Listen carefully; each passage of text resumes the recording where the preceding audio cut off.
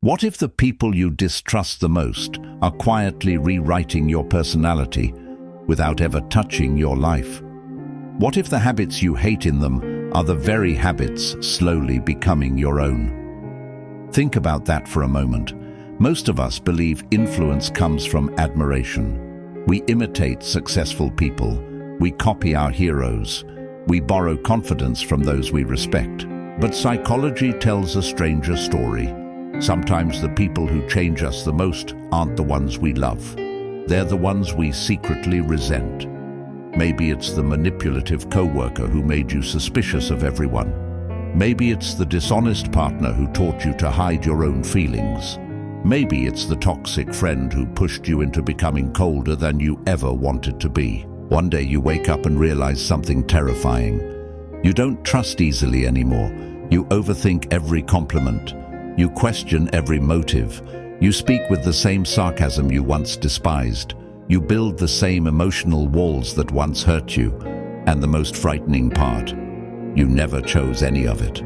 Carl Jung once warned, "What you resist not only persists, but will grow in size." The enemy outside often becomes the architect of the enemy within. Tonight we're exploring one of the strangest discoveries in psychology, the hidden science explaining why human beings unconsciously mirror the very people they distrust. Why hatred creates imitation. Why constant vigilance changes identity. And how escaping someone's influence sometimes begins not by defeating them, but by recognizing the invisible copy of them already living inside you. By the end of this journey, you may never look at your own behavior the same way again. Before someone controls your actions, they often control your attention. And whatever controls your attention quietly begins controlling who you become. Our minds were never designed simply to observe the world. They were designed to predict it. Thousands of years ago, survival depended on recognizing danger before danger recognized us. If someone in your tribe betrayed another person, your brain memorized every detail, not because it admired betrayal, but because remembering it increased your chances of survival. That ancient mechanism still lives inside you. Only today, the predators are different. Instead of wild animals, they're manipulative co-workers, narcissistic partners, dishonest friends, aggressive strangers on social media, or politicians who constantly occupy your thoughts. Ironically, the more you watch them, the more mental space they receive. Neuroscientists describe the brain as an organ that strengthens whatever it repeatedly rehearses. Every time you replay someone's manipulation in your mind, every time you mentally prepare for another attack, every time you analyze their behavior for hidden intentions, your brain is practicing their emotional world, not because it agrees, because it wants to survive. Carl Jung believed that whatever dominates our unconscious attention slowly shapes our personality. He wasn't suggesting that evil magically transfers between people. He meant something far more subtle. Attention is never neutral. Imagine standing beside someone wearing strong perfume all day. At first, you notice the scent. Hours later, your own clothes carry it too. The same thing happens psychologically. Spend enough time anticipating lies. You begin speaking more carefully. Spend enough time expecting manipulation. You begin manipulating situations before anyone else can. Spend enough time fearing emotional games. You unknowingly start playing them first. This is the paradox of distrust. The brain doesn't simply remember threatening behavior, it rehearses it. And rehearsal is the birthplace of habit. Many people believe they're protecting themselves. In reality, they're becoming fluent in the very language they hope to escape. The mirror never asks for permission. It simply reflects whatever stands in front of it long enough. The greatest deception isn't that toxic people lie to you. It's that your brain quietly learns from them while you're busy trying to protect yourself. Imagine watching someone play chess. not because you admire them, but because you desperately want to avoid losing. Every move they make captures your attention. You predict their strategy. You replay their decisions long after the game is over. Without realizing it, you're no longer just defending against their style, you're learning it. The human brain works much the same way. Neuroscientists have discovered that our brains are equipped with systems that help us simulate the actions, emotions, and intentions of other people. These systems allow us to understand behavior before we consciously analyze it. They are one of the reasons empathy exists, but they also explain something darker. Your brain doesn't begin by asking, "Do I respect this person?" It asks something far more primitive. Should I pay attention to them? And once your attention locks on, learning quietly begins. This is why betrayal often changes people more deeply than kindness ever could. A person who was once trusting becomes suspicious of every smile. Someone who loved openly begins measuring every word before speaking. A compassionate soul slowly replaces warmth with caution, convinced that vulnerability is weakness. They believe they're adapting to reality, yet what they're really adapting to is one painful experience that has started rewriting every future interaction. Carl Jung warned that everything that irritates us about others can lead us to an understanding of ourselves. Most people hear that as a call for self-reflection, but there's another layer hidden inside those words. Irritation creates obsession, obsession creates attention, and attention becomes repetition. Think about someone you deeply dislike. How often have you replayed their conversations in your mind? How many imaginary arguments have you won while lying awake at night? How many times have you predicted what they'll say before they even speak? In trying to defend yourself, you've unknowingly invited them into your inner world. They occupy mental space without paying rent. Modern life amplifies this phenomenon. Social media encourages us to watch the people who frustrate us most. We hate follow influencers whose opinions anger us. We repeatedly check the profiles of people who hurt us. We consume outrage-filled news, convinced we're staying informed. Yet every repeated exposure trains emotional pathways. The brain cannot constantly rehearse fear, cynicism, and hostility without slowly making those states feel familiar. The Stoic philosopher Marcus Aurelius understood this centuries before neuroscience gave it a name.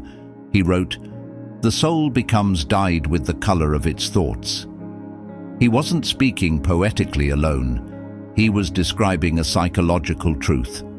Whatever repeatedly fills your mind eventually stains your character.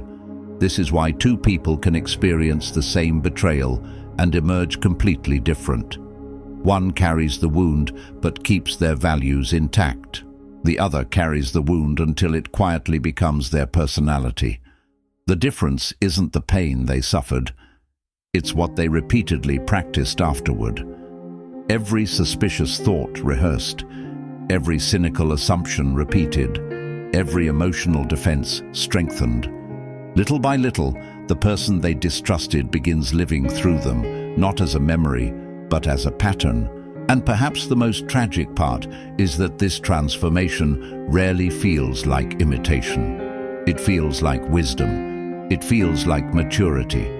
It feels like finally seeing the world as it really is.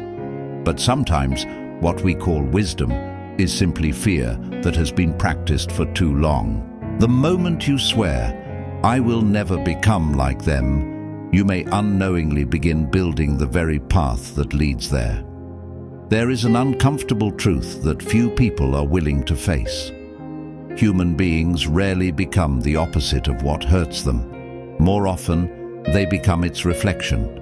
A child raised by a controlling parent grows into an adult who promises to never control another soul.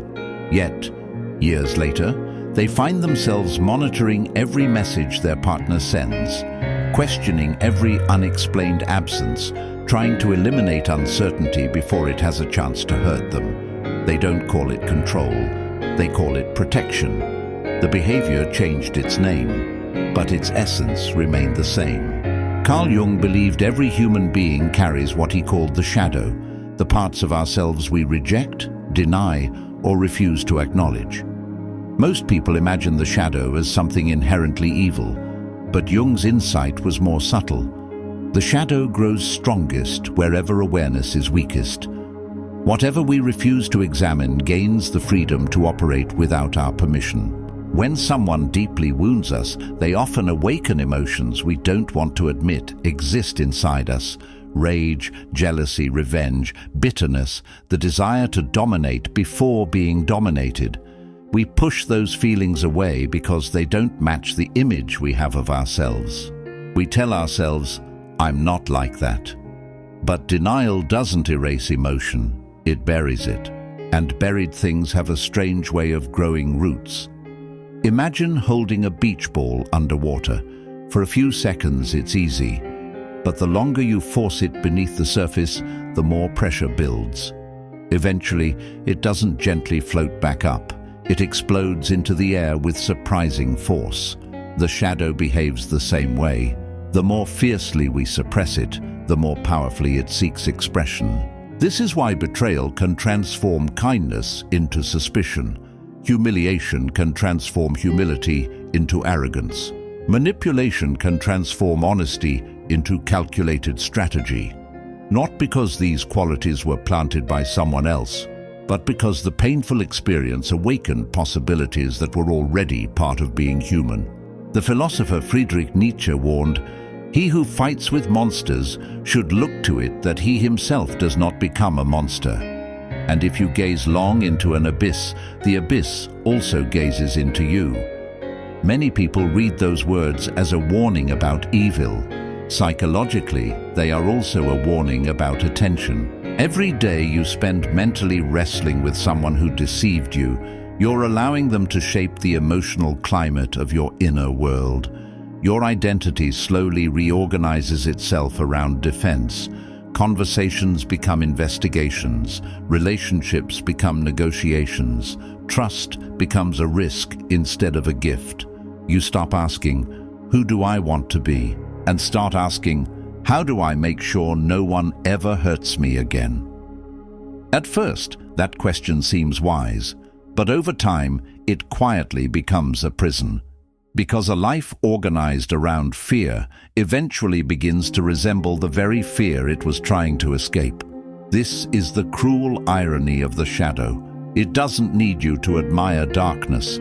It only needs you to become obsessed with avoiding it. And in that obsession, you unknowingly give it a permanent place within your character.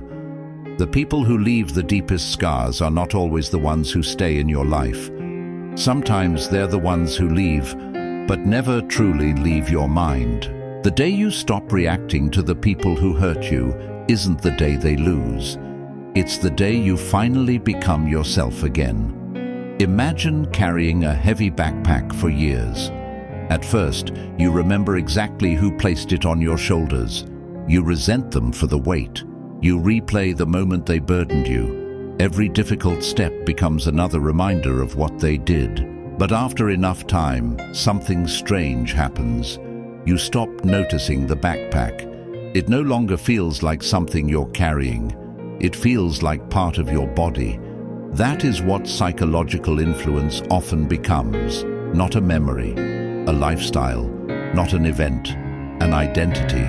Many people spend years believing they're fighting the people who wounded them, when in reality they're spending every day preserving those people inside their own minds. Every suspicious glance, every defensive conversation, every emotional wall quietly keeps the past alive. The person who lied to you no longer needs to deceive you. The betrayal continues through the habits you adopted in response to it. This is why healing is not forgetting. Healing is refusing to let another person's behavior become the blueprint for your own. The Buddha taught, holding on to anger is like grasping a hot coal with the intent of throwing it at someone else. You are the one who gets burned. While the quote speaks of anger, its wisdom reaches much further. Every emotion we cling to shapes the architecture of our character. Fear repeated becomes caution. Caution repeated becomes isolation. Isolation repeated becomes loneliness that feels permanent. The question is no longer, who hurt me? The deeper question is, who am I becoming because of that hurt? That single question has the power to change a life, because awareness interrupts unconscious repetition. The moment you notice yourself becoming colder than you truly are, you have a choice. When you notice yourself assuming the worst about people before they've earned your suspicion, you have a choice. When you catch yourself using manipulation because manipulation was once used against you, you have a choice. Freedom begins in that tiny space between impulse and action. The Stoics believed that while we cannot control what happens to us, we always retain authority over how we respond. Epictetus wrote, "It's not what happens to you, but how you react to it that matters." This isn't a call to ignore pain. It's an invitation to reclaim authorship over your own character. Think of a river flowing around a massive stone. The stone does not disappear. The river does not pretend it isn't there. It simply refuses to stop flowing. Over time, the river shapes the stone, not through violence, but through persistence. Human character grows in the same way. You do not erase betrayal by pretending it never happened. You transcend it by refusing to let it dictate your future choices. Perhaps that means trusting again, carefully but sincerely. Perhaps it means speaking with kindness in a world that rewards sarcasm. Perhaps it means remaining honest after being deceived, not because the world has suddenly become safe, but because your values are no longer determined by someone else's failures. That is true psychological freedom. Not becoming untouchable, becoming unshakable. There is a profound difference. An untouchable person builds walls so high that no one can enter. An unshakable person builds roots so deep that no storm can uproot them. One lives in constant defense, the other lives in quiet strength. And that is the final lesson hidden beneath everything we've explored today. The people you distrust may influence your thoughts. They may leave scars that take years to understand. They may even change the direction of your life for a while, but they never have the final word unless you unknowingly hand it to them. Every morning, you wake up with a silent decision before you. Will you become a continuation of the pain you experienced, or will you become the interruption that ends it? Because every act of honesty after deception, every moment of compassion after cruelty, every decision to trust wisely instead of living permanently afraid, is more than healing. It is the quiet declaration that your identity belongs to you once again. So tonight, before you fall asleep, ask yourself one question. Not about the people you fear, resent, or distrust, but about the person staring back at you in the mirror. Are you still living as yourself, or are you living as their echo? If this reflection challenged the way you see your own mind, share it with someone who needs to hear it.